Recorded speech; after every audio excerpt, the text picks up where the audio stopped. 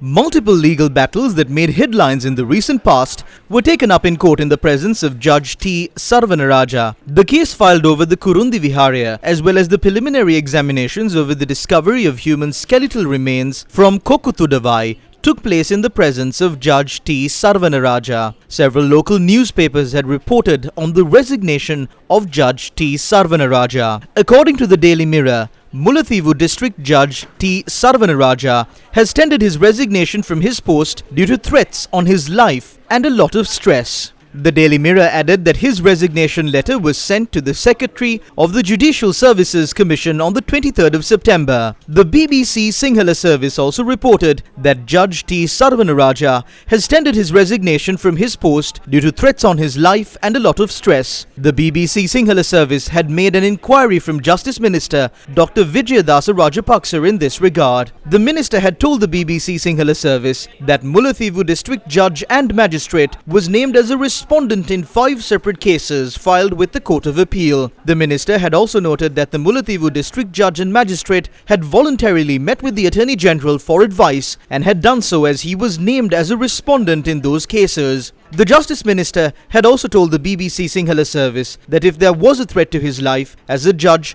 the Mullaitivu District Judge and Magistrate had the ability and power to issue the necessary warrants. The Justice Minister has told the BBC Sinhala service that upon making inquiries over the resignation of the Mullaitivu District Judge, it was revealed that Judge T. Sarvanaraja had visited Colombo a week ago and sold his car and also met with the ambassadors of 2 Western countries. Was the security detail provided to the judge reduced? Police spokesperson SSP Nihal Thalduwa said that the security provided to the Mullaitivu District Judge and Magistrate T. Sarvanaraja was never changed and was maintained. Judge T. Sarvanaraja made headlines in recent months over the incident surrounding the Kurundi Viharya. What is this incident? On the 4th of July 2023, Judge T. Sarvanaraja engaged in an observation tour to the Kurundi Viharya. At the same time, a group accompanied parliamentarian Sarath Veerasekara to the premises. And this is what happened when the parliamentarian attempted to engage in a discussion with the judge. No anyone, politician or parliamentarian will not allow to make any submission. Otherwise, there are some other parliamentarians, political. No. Otherwise, we must give opportunity, no. Thereafter, on the 7th of July, the parliamentarian made a statement in Parliament. We cannot be satisfied with the decisions taken by the local magistrate. The magistrate does not have the power or expertise to comment on the material used by the experts from the Department of Archaeology to conserve the temple. He has no right to question it. The Tamil magistrate engaged in a visit to the Kurundi Viharya. I was there. When the monks were engaged in observances, it was stopped and action was taken against the monks for engaging in observances during an inspection. We must remind this magistrate that this is a Buddhist country. This is how the peace is breached and issues arise among communities. Separatist Tamil politicians and magistrates with such attitudes are accountable for this.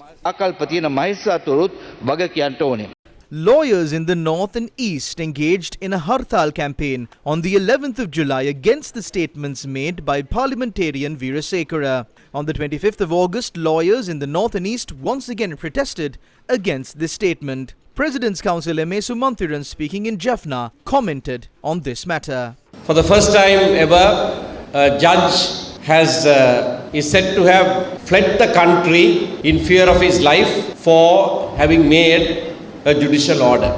The challenge to the judiciary has reached a certain height that it did not reach ever before. We have seen the executive and unfortunately sometimes even parliament has put the judiciary under stress in recent times. It is our duty, everyone's duty, to protect independent institutions in this country, and foremost of those is the judiciary.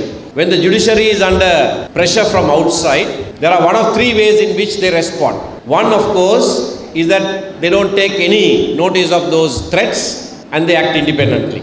And that's most welcome and salutary. Second response is they can't bear that stress, so they resign and go away. That is not all that good. However, that shows a serious lapse in the whole system. But there is a third response, which is worse than the first two responses. The third response is where the judges give in to the threat and change their verdicts and become tools in the hands of the executive or others. So when we say we must protect the judiciary, it doesn't mean that we protect wrongdoing. We protect judges who act independently and not otherwise. So today, in the area of governance, we have come to a point of a very important and a dangerous trend, and I want to flag that today as we have received this news this morning in all the newspapers.